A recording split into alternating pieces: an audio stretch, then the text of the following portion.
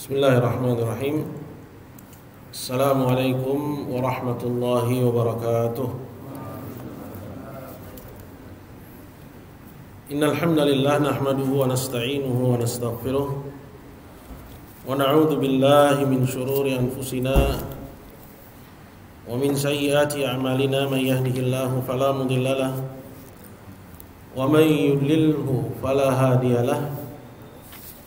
Asyhadu an la ilaha illallah wahdahu la syarika lah wa asyhadu anna Muhammadan abduhu wa rasuluh sallallahu alaihi wa ala alihi wa sahbihi wa man tabi'ahum bi ihsanin ila yaumiddin, amma ba'du.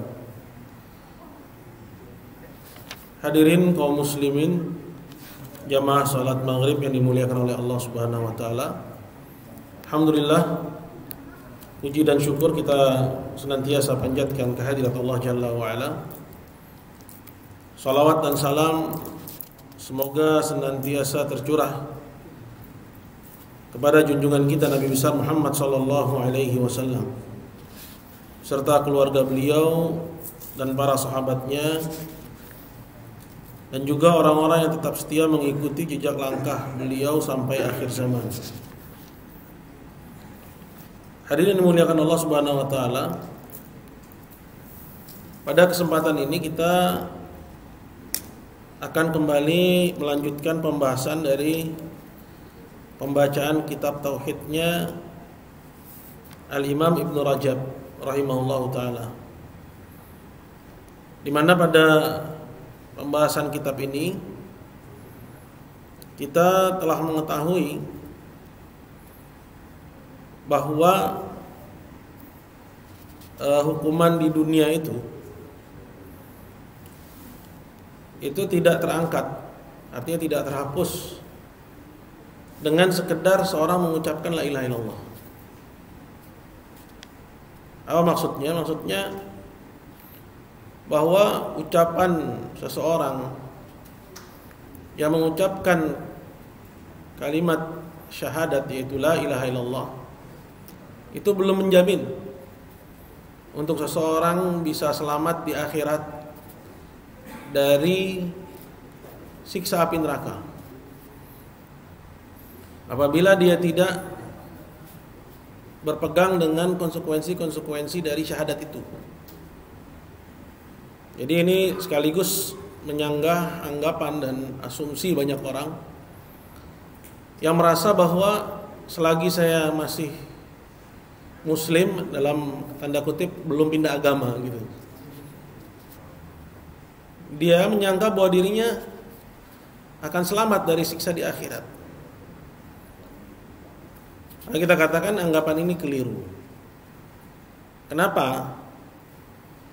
Nah, ini pembahasan kita yang kemarin, yaitu berkaitan dengan salah satu peristiwa sejarah yang pernah ada di masa-masa awal kemunculan Islam, itu tepatnya setelah wafatnya Nabi SAW,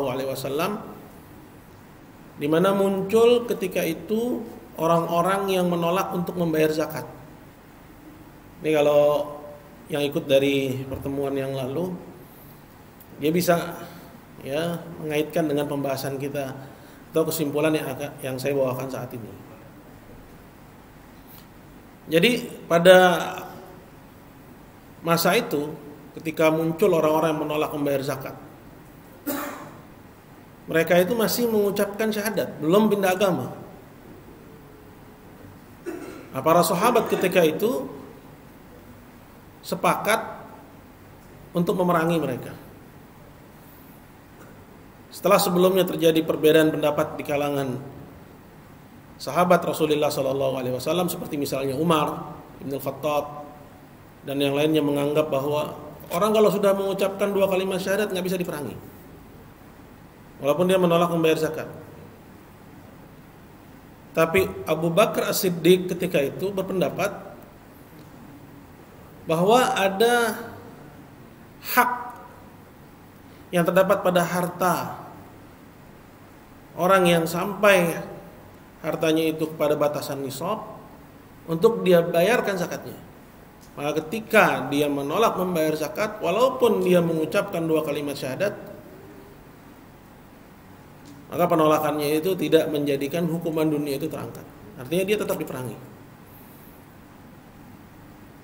Nah kemudian Al-Imam Ibn Rajab dalam kitab yang kita pegang itu mengemukakan dalilnya dari Al-Quran, begitu juga dari hadis Nabi SAW, dari Al-Quran seperti yang ada dalam surat At-Taubah ayat 5. Di situ Allah Azza wa Jalla berfirman, fa in tabu, apabila mereka, maksudnya orang-orang musyrikin itu bertaubat. Nah, taubatnya orang musyrik itu dengan mengucapkan 2 kalimat syahadat. Oke, berarti kalau dia sudah mengucapkan 2 kalimat syahadat, muslim. Kemudian apakah cukup hanya dengan mengucapkan 2 kalimat syahadat? Ayatnya nggak berhenti sampai di situ. Kelanjutannya kata Allah, wa aqamus shalat, dan dia menunaikan salat. Kemudian wa atuz zakat, dan dia membayar zakat. Baru ketika itu jazanya, yaitu jawaban dari syarat yang dikemukakan di depan. Kalau begini-begini maka demikian. Nah, jawabannya apa demikiannya itu? Demikiannya itu adalah fakhallu sabilahum, biarkan mereka hidup, biarkan mereka lewat. Berarti syaratnya apa? Apakah cukup dengan Islam? Tidak. Setelah Islam, dia harus menegakkan sholat, dia juga harus menunaikan zakat. Baru ketika itu, dia dibiarin lewat. Artinya tidak boleh diganggu. Nah ini tidak diganggu, inilah fasilitas sebagai muslim. Jadi fasilitas tidak diganggu, tidak diperangi, itu bukan terbatas hanya ketika saat dia mengucapkan 2 kalimat syahadat saja. Tapi juga menegakkan sholat dan menunaikan zakat. Kesimpulannya, apa kesimpulannya? Kalau hukuman dunia saja itu tidak terangkat, artinya tidak terhapus dengan dia ngucapin 2 kalimat saja, melainkan dia harus sholat, harus juga zakat. Berarti orang yang nggak menegakkan sholat, nggak menegakkan zakat, kira-kira hukuman akhirat terhapus nggak? Lebih nggak terhapus lagi. Kalau hukuman dunia aja nggak terhapus, maka apalagi hukuman akhirat. Itu pendalilannya. Nah kita tambah lagi, kata Ibnu Rajab, juga terdapat dalam surat Taubah ayat 11. Dalam surat Taubah ayat 11 kurang lebih juga sama argumennya. Fa in tabu wa aqamus sholata wa atuz zakat, apabila mereka taubat, menunaikan salat, membayar zakat, fa ikhwanukum fid din, baru ketika itu dia itu saudaramu seagama. Jadi persaudaraan dalam Islam itu tidak hanya sebatas dia ngucapin 2 kalimat syahadat, tapi dia juga harus sholat, harus juga zakat. Adapun orang yang hanya mendatangkan 2 kalimat syahadat, kemudian dia diberi kesempatan hidup untuk sholat, namun dia nggak sholat, hartanya mencapai nisab, punya kewajiban zakat, dia nggak zakat seumur hidupnya. Nah ini yang diperangi oleh Abu Bakar As-Siddiq radhiyallahu taala. Maksudnya apa diperangi? Artinya hukuman bagi orang yang cuma mendatangkan 2 kalimat syahadat, nggak mendatangkan kewajiban-kewajiban tadi yang merupakan rukun Islam, itu belum terhapus hanya dia ngucapin 2 kalimat syahadat.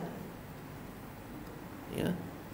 Nah kalau hukuman dunia nggak terhapus, apalagi hukuman akhirat. Bisa difahami nggak Pak? Ini belum apa-apa udah ngegas ya. Tapi emang kemarin kita berhenti di sini gitu. Tapi alhamdulillah ya, ini dalilnya jelas banget. Di samping ayat, ya, begitu juga hadis Nabi SAW, ya, di mana pada hadis yang diriwayatkan oleh Ibnu Umar, Anas bin Malik dan yang lainnya, Nabi bersabda, umirtu an uqatilan nas, aku diperintah untuk memerangi sekalian manusia, hatta yashhadu an la ilaha illallah, sampai mereka bersaksi dengan la ilaha illallah. Apakah cuma berhenti sampai di situ? Enggak. Ya.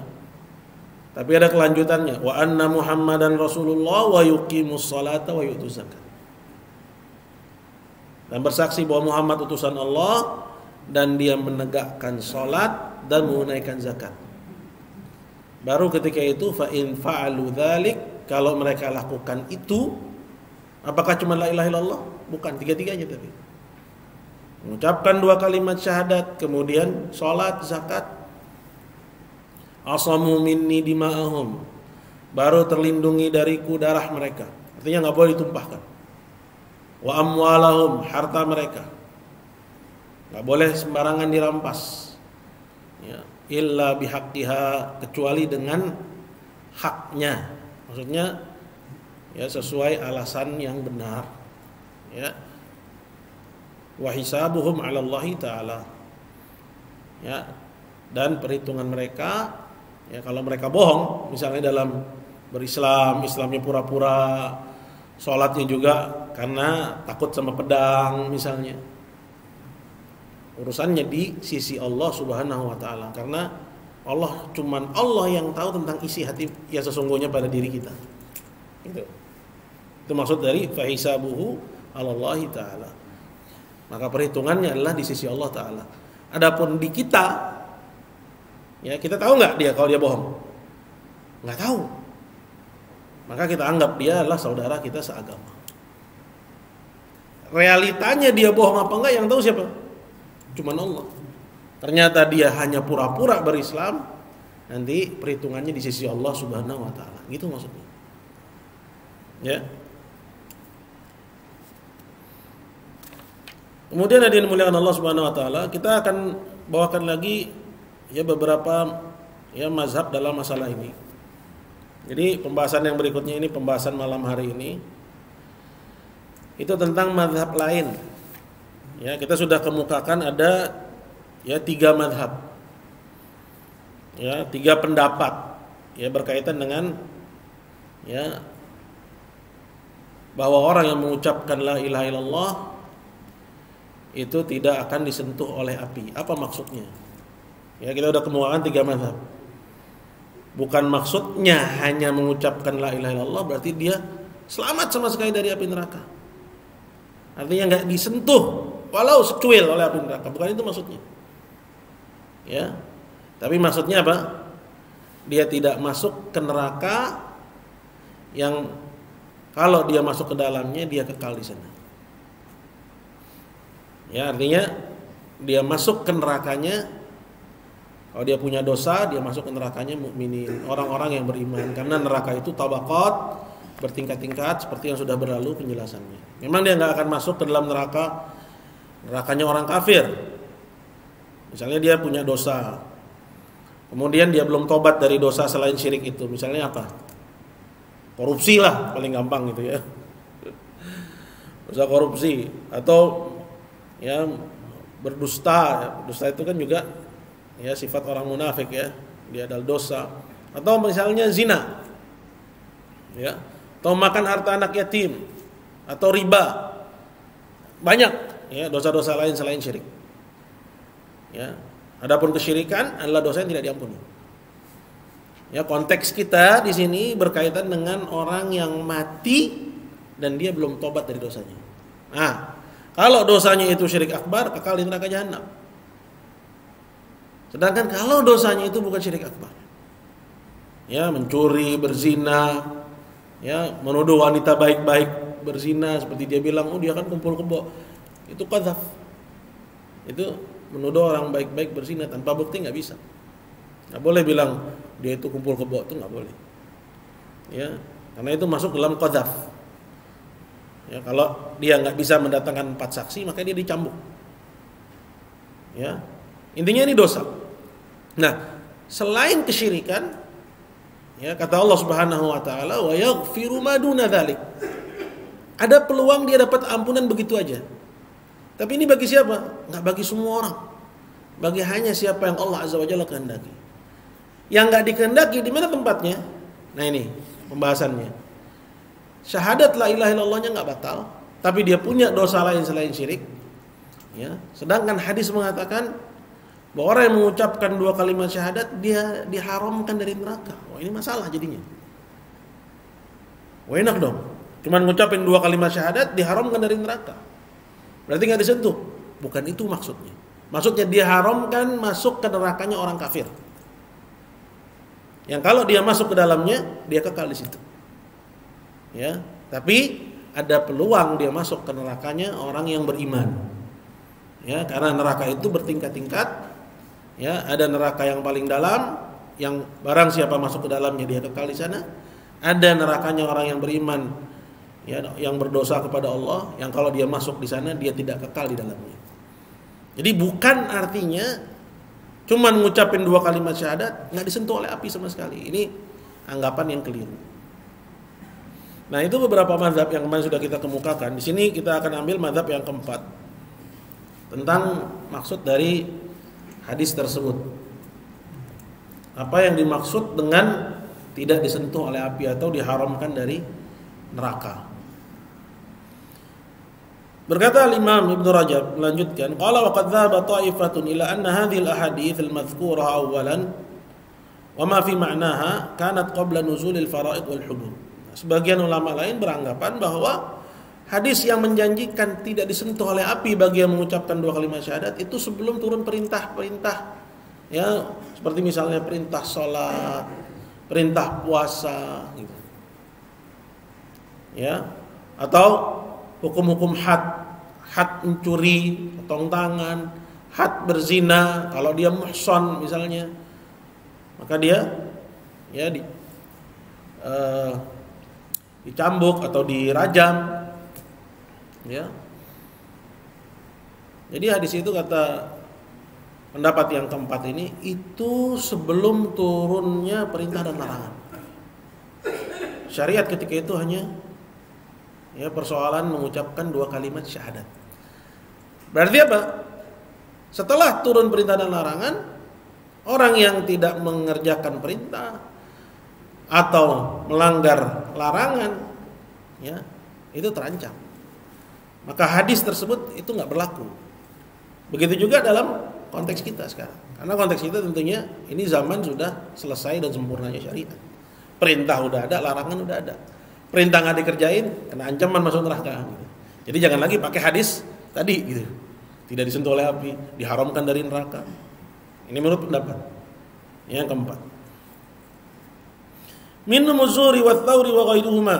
Di antara mereka yang berpendapat dengan pendapat ini adalah seperti misalnya Imam Az-Zuhri, ya, Muhammad bin Muslim Az-Zuhri, ya, seorang ulama di kalangan tabi'i.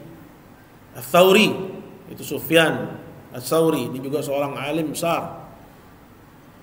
Wa ghairuhuma, dan juga selain keduanya. Namun kata Ibnu Rajab, wa hadza ba'idun jiddan. Pendapat ini jauh ya dari kebenaran. Fa inna katsiran minna kanat bil Madinah. Karena banyak dari perintah dan larangan itu justru turunnya ketika di Madinah. Ya, turunnya di Madinah ba'da nuzulil faraid. Ya. Maksudnya hadis-hadis, ya maaf ya saya ralat. Hadis-hadis yang berbicara tentang ya janji orang yang mengucapkan 2 kalimat syahadat itu tidak disentuh oleh api, ini banyak disampaikan Nabi ketika Nabi sudah di Madinah. Yaitu setelah udah turun perintah-perintah, udah turun larangan-larangan. Gitu ya. Jadi yang mengatakan bahwa hadis tersebut itu sebelum turunnya perintah dan larangan, ini pendapat yang jauh kata Ibnu Rajab. Wa fi ba'di annahu kana fi ghazwati Tabuk. Bahkan sebagian hadis-hadis tersebut itu turun di saat perang Tabuk, wa hiya fi akhir hayatin Nabi sallallahu alaihi wasallam. Dan itu pada masa-masa akhir hayat kehidupannya Nabi kita Muhammad sallallahu alaihi wasallam. Jadi kata Ibnu Rajab, hadis yang berbicara barang siapa mengucapkan la ilaha illallah diharamkan dari neraka. Ya. Sebagian mengatakan, oh itu sebelum turunnya perintah dan larangan. Adapun setelah turunnya perintah dan larangan, ya nggak cukup dengan mengucapkan 2 kalimat syahadat itu. Tapi dibantah oleh Ibnu Rajab, justru hadis tersebut banyak disampaikan Nabi saat Nabi di Madinah, bahkan menjelang wafatnya Rasulullah SAW. Sedangkan ketika itu perintah dan larangan itu sudah sudah banyak turun. Ya. Ya berarti kemungkinan ini kita katakan jauh dari kebenaran.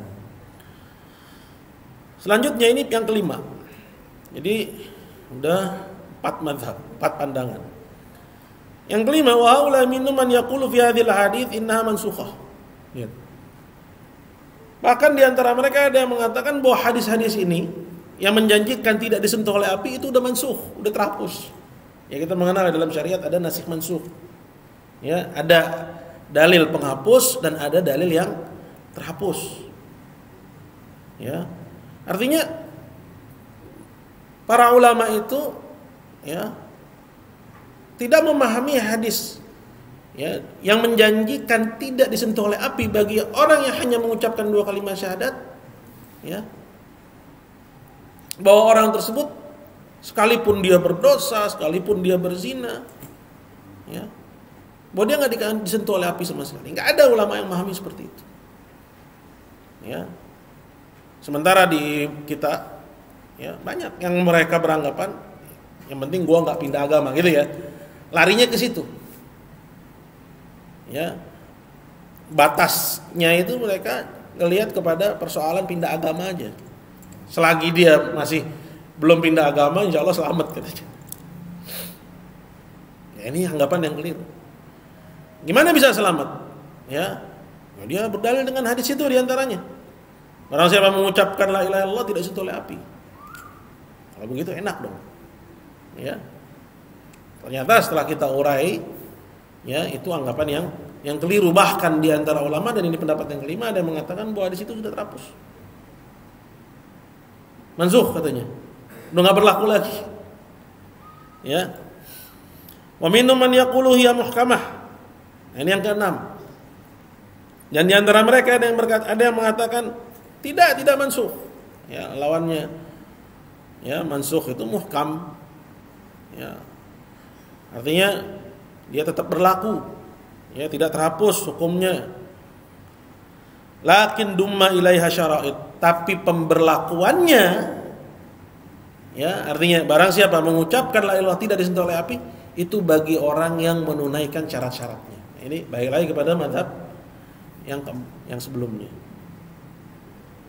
Ya, bahwa orang yang mengucapkan la ilaha illallah dan dia tidak akan disentuh oleh api, ya, tidak dijilat oleh api sama sekali, itu bagi yang mengucapkannya dan mendatangkan syarat-syaratnya. Itu bagi yang menganggap bahwa hadis tersebut tidak mansukh, tidak terhapus. Kemudian berkata penulis, qala wa yaltafitu hadza ila anna ziyada 'ala an-nassi hal hiya naskhun am la. Ya. Tapi ini kata beliau ya, kembali kepada persoalan dalam ilmu usul fiqh. Beliau bilang, apakah tambahan keterangan terhadap satu hadis itu dianggap sebagai nasakh, penghapus, atau bukan? Nah, ini ada perdebatan di kalangan ulama usul fiqh tentang hal itu. Kita nggak masuk ke situ ya. Jadi di antara ulama usul fiqh ada yang mengatakan bahwa sebuah hadis yang dijelaskan oleh hadis lain, ya, itu menghapus hukum hadis yang pertama.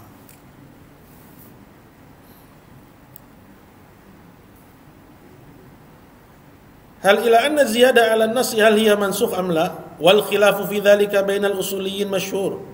Dan perdebatan dalam hal ini di antara para ulama usul ini perdebatan yang populer. Artinya perdebatan yang ya dikenal oleh para penuntut ilmu yang belajar ilmu usul fiqh. Ya. Nah, itu. Jadi sekalipun yang mengatakan bahwa hadis yang tadi kita sebut itu mansukh, ada juga yang mengatakan maksudnya mansukh artinya mubayyan. Ya, yang enggak jelas darinya itu datang penjelasannya dengan hadis yang lain gitu.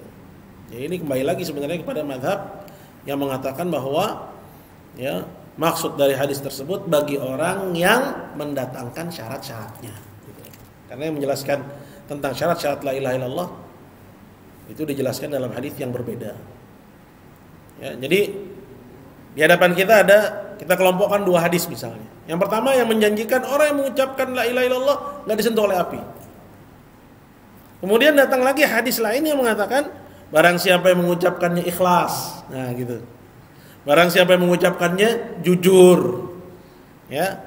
Barang siapa yang mengucapkannya tidak ragu. Ini kan syarat-syaratnya. Ya. Nah, hadis-hadis yang kedua ini menjelaskan yang pertama. Menurut sebagian ulama, penjelasan ini dianggap menasakh, menghapus yang mutlak, yang global yang ada pada hadis yang pertama. Gitu.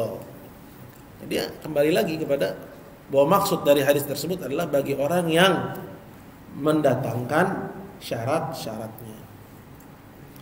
Qala waqad sarraha Ats-Tsauri wa ghairuhu bi anna mansukhah. Namun Ats-Tsauri dan yang lainnya tegas-tegasan mengatakan bahwa hadis tersebut mansukh, terhapus. Sehingga enggak berlaku lagi. Ya. Maksudnya apa? Barang siapa yang mengucapkan la ilaha illallah enggak disentuh oleh api. Ini udah mansukh. Udah terhapus hukumnya. Ya. Berarti kalau dikatakan mansukh, ya.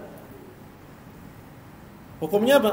Hukumnya bahwa orang yang mengucapkan la ilaha illallah dan dia mendatangkan syaratnya. Itu yang berlaku.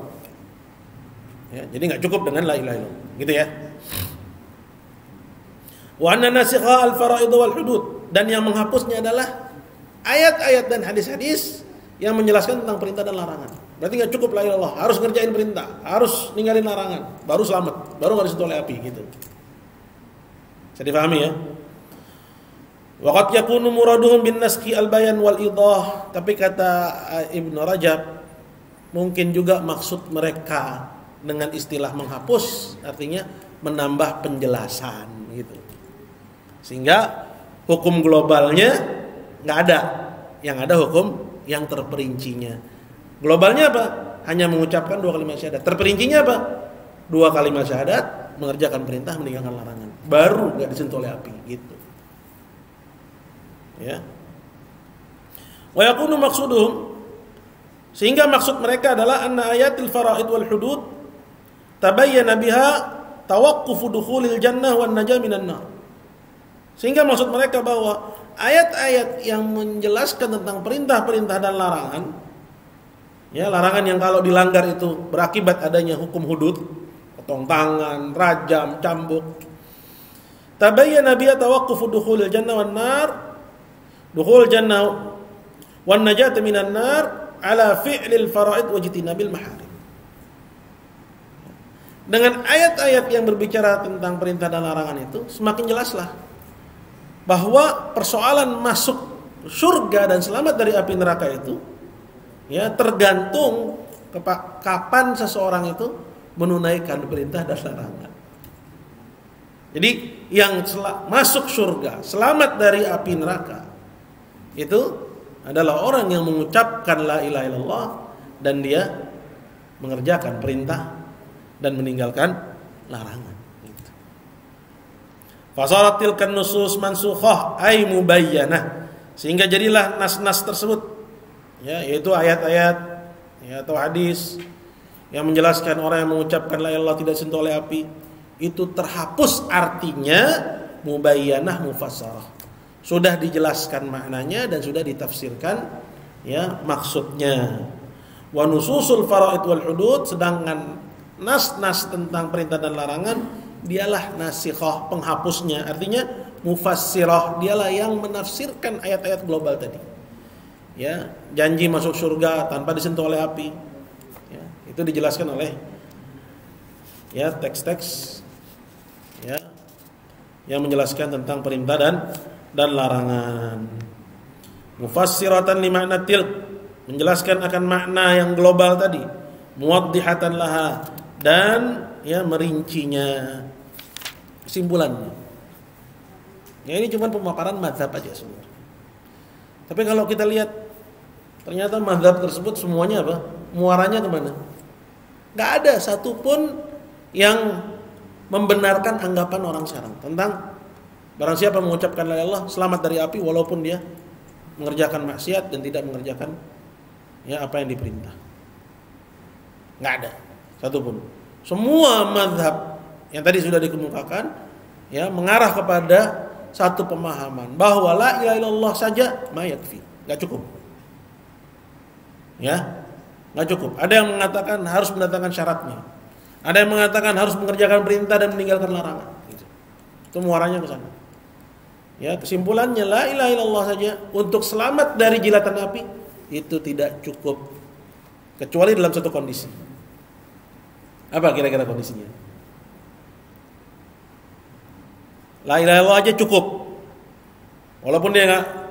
Walaupun dia belum mengerjakan perintah, belum meninggalkan larangan. Dalam kondisi seperti apa? Antum. Iya. Habis ngucapin meninggal. Iya.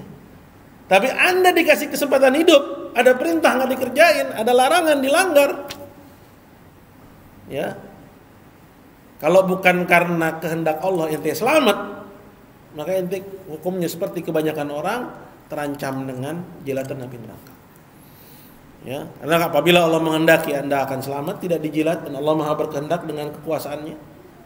Tapi itu hanya bagi siapa yang Allah kehendaki. Tapi keumuman orang dia terancam api, ya, akibat dosa dan maksiatnya. Ya, atau mereka yang hidup di zaman Nabi sebelum turunnya perintah dan larangan. Mereka yang selamat hanya dengan la ilaha illallah gitu. Macam Ammar, macam keluarganya Ammar, bapaknya Ammar, ibunya Ammar, ya, yang disiksa sampai mati.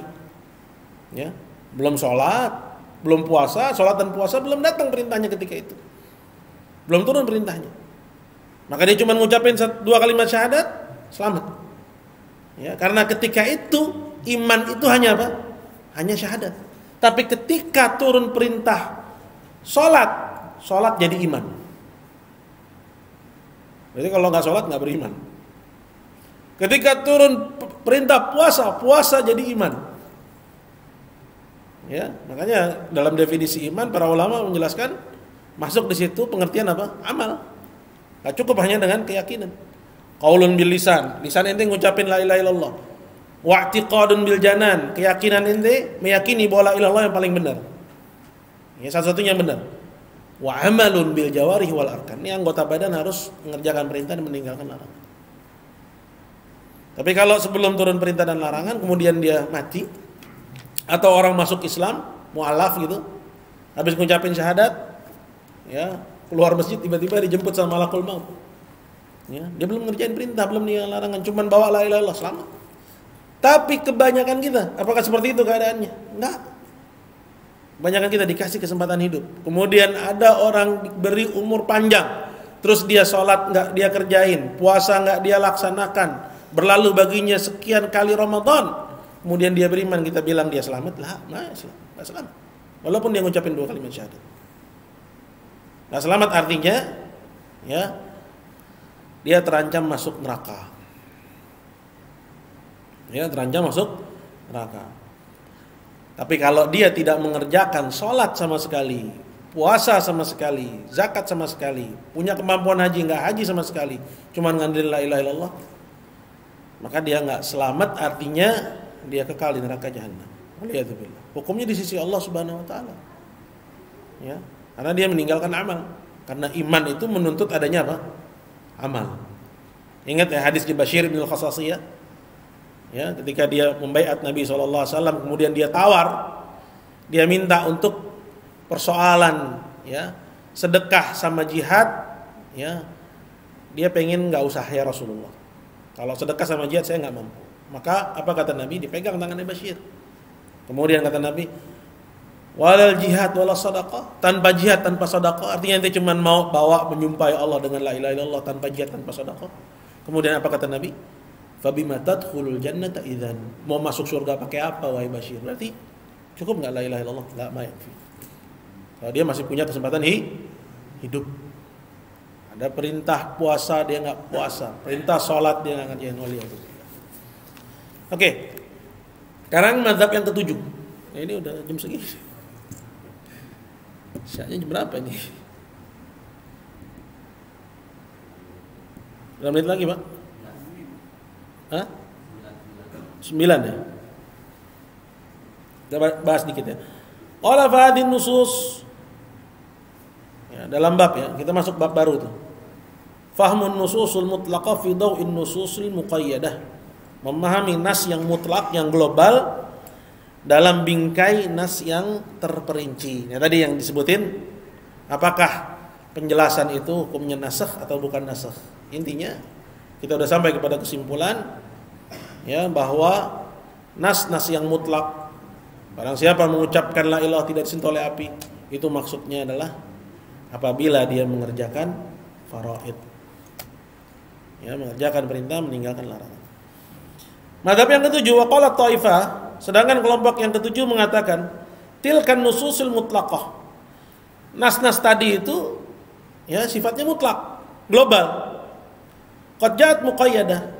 Datang riwayat lain yang bersyarat, menjelaskan syaratnya, bahwa enggak cukup dengan hanya mengucapkan la ilaha illallah, tapi ada di nas yang lain mengatakan harus begini dan begitu, gitu ya. Fi ahaditsa ukhar, dalam hadis-hadis yang lain, fa fi ba'dihha, pada sebagiannya, itu pada hadis-hadis tersebut sebagiannya ada keterangan barang siapa yang mengucapkan la ilaha illallah mukhlishan, dia harus ikhlas. Jadi enggak cukup hanya mengucapkannya aja, sedangkan hatinya enggak ikhlas. Wa fi ba'dihha mustaiqinan. Dalam riwayat yang lain, barang siapa yang mengucapkan la ilaha dan dia yakin. Berarti kalau masih ragu, belum diterima la ilaha illallahnya. Seperti apa yang ragu? Orang yang bilang semua agama benar, itu ragu. Ya, dia bukan orang Islam di sisi Allah Subhanahu wa taala. Kalau kita enggak tahu dia ngomong gitu. Kalau kita enggak tahu isi keyakinannya. Wa fi ba'dihha yusaddiqu qalbuhu lisanahu. Dan pada sebagian riwayatnya kata Nabi, barang siapa mengucapkan la ilaha illallah, hatinya membenarkan lisannya. Ya, artinya lisannya mengucapkan, hatinya pun juga membenarkan. Wa fi ba'dihha, dan pada sebagiannya juga Nabi mengatakan yaquluha haqqan min qalbih. Barang siapa mengucapkan la ilaha illallah, jujur dari dalam hatinya. Syarat kejujuran. Artinya dia enggak pura-pura.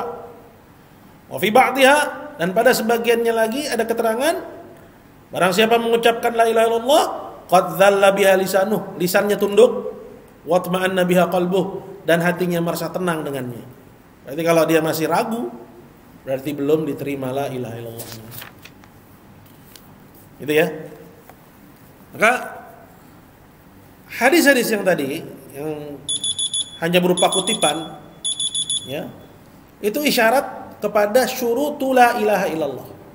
Ya. Jadi la ilaha illallah itu ada apa? Ada syarat-syaratnya, Pak.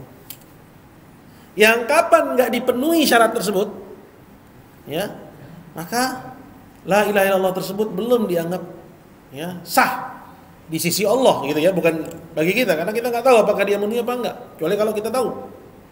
Ya. Misalnya dia ya melakukan pelanggaran ya, berupa pembatal, kita tahu berarti dia tidak memenuhi syaratnya. Ya, tapi kalau misalnya dia secara kasat mata orang sholat, dia orang puasa dia puasa, tapi dalam hatinya dia ragu misalnya, kita kan nggak tahu. Ya, maka di sisi kita dia muslim, tapi di sisi Allah belum terpenuhi. Ada berapa syarat sudah kita isyaratkan pada pertemuan yang lalu? Ya, 7 bahkan 8 syaratnya. Ya. Boleh ya kita ulangi lagi ya untuk mengingat-ingat. Yang pertama apa? Ilmun. Dia harus paham dengan benar apa makna la ilaha illallah. Ya, yang mengusir kebodohan. Yang kedua, yakinun. Dia harus yakin terhadap kebenaran la ilaha illallah, yang mengusir keraguan. Yang ketiga, ikhlasun, yaitu hanya mengharap wajah Allah. Ikhlasan yang mengusir kesyirikan. Ya, enggak boleh dia mengharapkan ganjaran dari selain Allah dengan berislamnya dia. Kemudian yang keempat, sidqun, jujur, yang mengusir apa lawannya jujur? Kedustaan. Ya. Ini udah berapa? 4. Yang kelima, mahabbatun, dia harus mencintai la ilaha illallah. Ya. Dia harus cinta terhadap la ilaha illallah. Yang mengusir kebencian. Dia enggak boleh lagi benci terhadap la ilaha illallah. Ya. Yang keenam, inqiyadun, yaitu ketundukan. Dia harus tunduk dengan kandungan la ilaha illallah, yang mengusir pembangkangan. Yang ketujuh, qabulun, dia harus menerima ya, kandungan dari la ilaha illallah. Yang mengusir penolakan. Itu 7. Nah, ditambah yang ke-8. Disebutkan oleh Hafidz Hakami, wazida thaminuhal kufrani min kabima siwal ila minal asyaiqat uliha. Dia harus kufur, maksudnya dia harus ingkar dalam dadanya terhadap apapun yang disembah selain Allah. Tapi kalau dia masih kompromi terhadap apa-apa yang disembah selain Allah, maka dia belum mendatangkan syaratnya. Orang kalau bawa anaknya masuk SD, ya, syaratnya misalnya harus sudah bisa baca, tapi itu anak belum bisa baca, kira-kira diterima nggak Pak? Nggak diterima, nggak memenuhi syarat Pak. Ya, maka begitu juga la ilaha illallah kalau tidak memenuhi syarat maka ruddat, maka akan ditolak oleh Allah Subhanahu wa taala.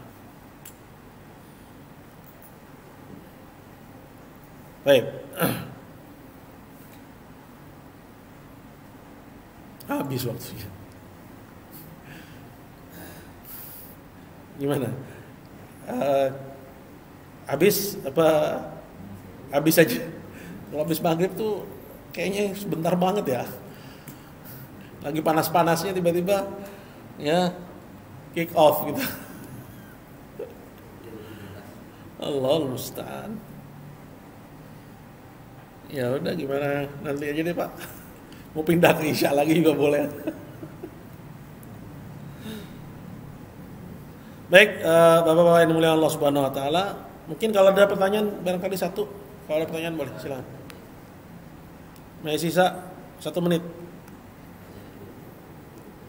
Cukup ya. Insyaallah semoga apa yang disampaikan ada manfaatnya. Kurang lebihnya saya mohon maaf. Subhanakallahumma bihamdik asyhadu an la ilaha illa anta astaghfiruka wa atubu ilaik. Assalamualaikum warahmatullahi wabarakatuh.